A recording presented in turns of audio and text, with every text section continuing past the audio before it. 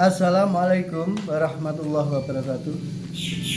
Perkenalkan, saya nama Agus Indrawanto, SPD MPD, CGP Angkatan 5, asal sekolah SMP Negeri 2 Modo, Kabupaten Lamongan, Provinsi Jawa Timur.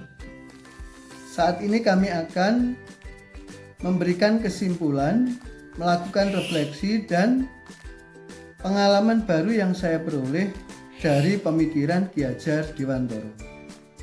Namun sebelum saya menyampaikan pokok-pokok materi kita, izinkan saya menyampaikan pantun sebagai penghangat suasana kita. Burung merak menanam padi, hinggap di sawah mencari rezeki.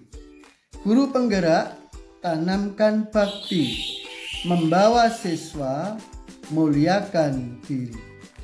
Baiklah, saya akan menjelaskan pokok-pokok pemikiran Ki Hadjar Dewantara.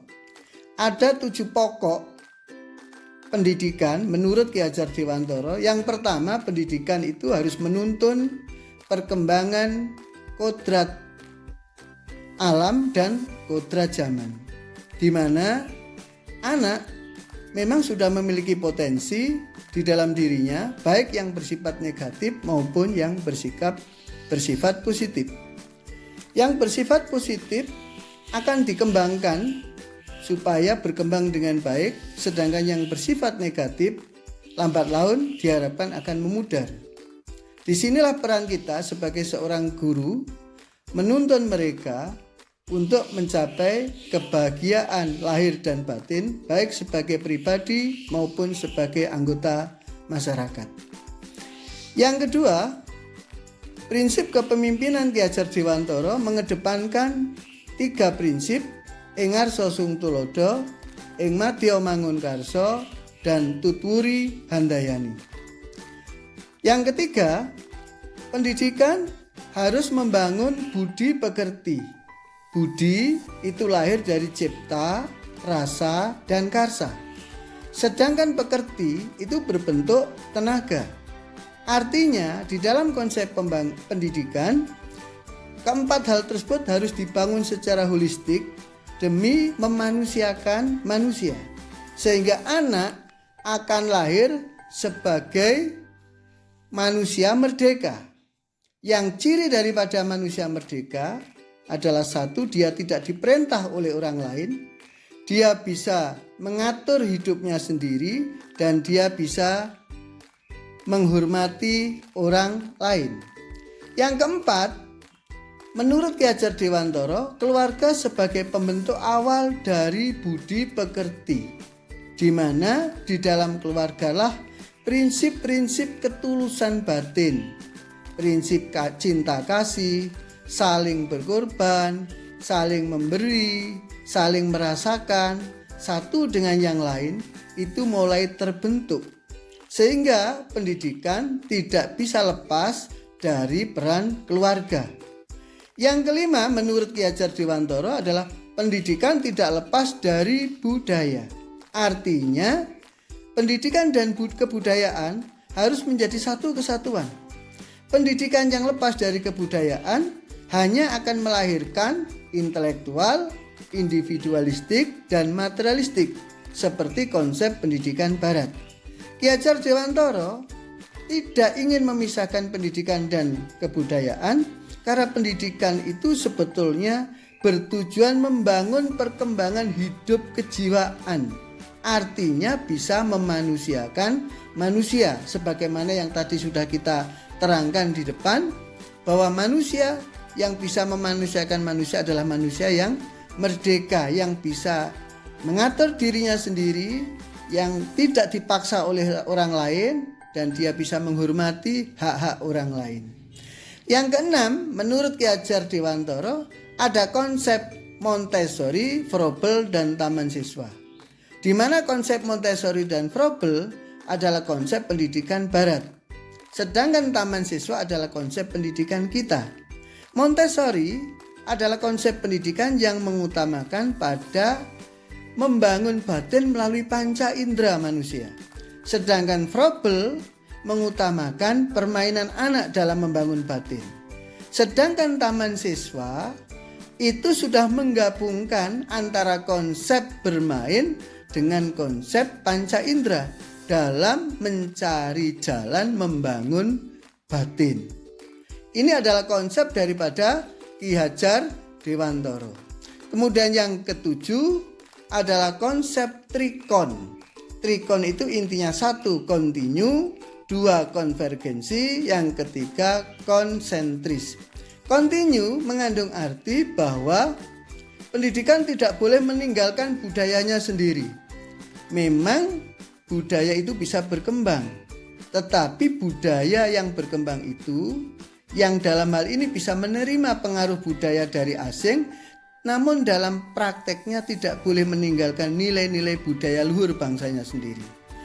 Yang kedua, konvergensi itu pendidikan yang berpusat dan bertitik tolak pada kepentingan anak, yaitu memanusiakan manusia supaya menjadi manusia yang merdeka. Sedangkan konsentris itu adalah pendidikan yang menghargai perbedaan, tetapi di dalam perbedaan itu tetap ada kesatuan. Demikianlah yang dipaparkan oleh Dr. Sahril yang mengibaratkan asas trikon seperti tata surya, di mana bumi sebagai poros, kemudian planet-planet akan bergerak beredar pada porosnya menurut garis orbitnya masing-masing. Artinya pendidikan itu memfokuskan pada memanusiakan manusia seperti bumi tadi. Sedangkan planet itu bergerak terus, di mana kebudayaan itu pada dasarnya berkembang dan bergerak terus tanpa boleh meninggalkan porosnya. Porosnya itu yang dimaksud adalah nilai-nilai budaya bangsanya sendiri. Sedangkan planet-planet itu tidak mungkin bersatu dalam satu atau berubah dari satu planet menjadi planet yang lain. Contohnya, planet Mars tidak mungkin menjadi planet Merkurius. Planet Pluto tidak mungkin menjadi planet Bumi. Mereka tetap akan menjadi jati dirinya sendiri. Artinya bahwa di dalam diri siswa itu akan tertanam jati dirinya masing-masing, yang jati diri itu sudah ada di dalam kemampuan atau potensi kodrat yang dibawa sejak lahir. Dengan demikian, guru tidak boleh menjadikan anaknya dalam sudut pandang yang satu. Anak harus dipandang menurut karakteristiknya masing-masing. Artinya dengan memandang karakteristik, maka perlakuan terhadap anak itu harus berbeda-beda. Disinilah pentingnya pendidikan yang sudah disampaikan oleh Ki Hajar Dewantara. Selanjutnya saya akan melakukan refleksi di mana dari pokok-pokok pemikiran Ki Hajar Dewantara, pertama adalah pendidikan menuntun. Selama ini saya masih menyadari bahwa saya lebih banyak menekankan pada aspek mengajar. Menuntun bagi saya masih dalam hal-hal tertentu saja. Padahal menuntun itu harus berangkat dari kesadaran seorang guru bahwa murid sudah punya potensi, hanya potensi itu perlu dikembangkan. Padahal saya selama ini menganggap bahwa murid itu masih perlu untuk saya isi karena saya anggap mereka tidak tahu. Ini yang pertama. Yang kedua, tentang prinsip kepemimpinan dari KHD yang sering saya pakai karena saya menganggap murid-murid saya adalah murid-murid yang masih belum tahu, maka saya sering menggunakan prinsip Engarso Sung Tulodo. Saya belum selama ini mengkombinasikan ketiga prinsip beliau, Engarso Sung Tulodo, Ing Madya Mangunkarso, dan Tuturi Handayani. Padahal ketiga prinsip itu semestinya harus saya laksanakan, harus saya terapkan sesuai dengan kondisi murid-murid saya. Ini yang belum saya lakukan. Kemudian yang ketiga, pendidikan bersifat holistik, di mana di dalam mendidik saya selama ini belum menekankan pada aspek kebebasan bagi anak-anak saya untuk memerdekakan mereka. Karena saya masih menganggap anak-anak itu kertas kosong. Kemudian yang keempat, selama ini saya juga belum banyak melibatkan orang tua mereka dalam membentuk kepribadian anak, dalam membangun kemampuan anak. Karena saya menganggap bahwa keluarga itu akan kita hadirkan, orang tua kita hadirkan kalau anak baru bermasalah. Padahal konsep seperti itu tidak benar. Meskipun anak bermasalah atau tidak bermasalah, keluarga harus banyak saya libatkan, terutama dalam ini adalah orang tua siswa.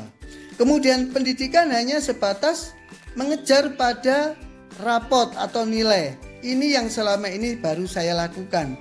Saya belum menganggap bahwa pendidikan itu harus lahir dari budaya, di mana tadi pendidikan itu bisa membangun kedewasaan jiwa, mengembangkan kemampuan jiwa.